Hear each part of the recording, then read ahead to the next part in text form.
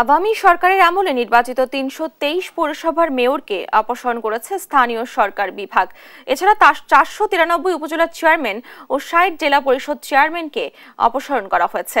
রোববার উপসচিব মাহবুব আলম স্বাক্ষরিত আলাদা প্রজ্ঞাপনের মাধ্যমে তাদের অপসারণ করা হয়। এতে বলা হয়, সুনির্দিষ্ট আইনের আলোকে মেয়র ও চেয়ারম্যানদের অপসারণ করা হয়েছে।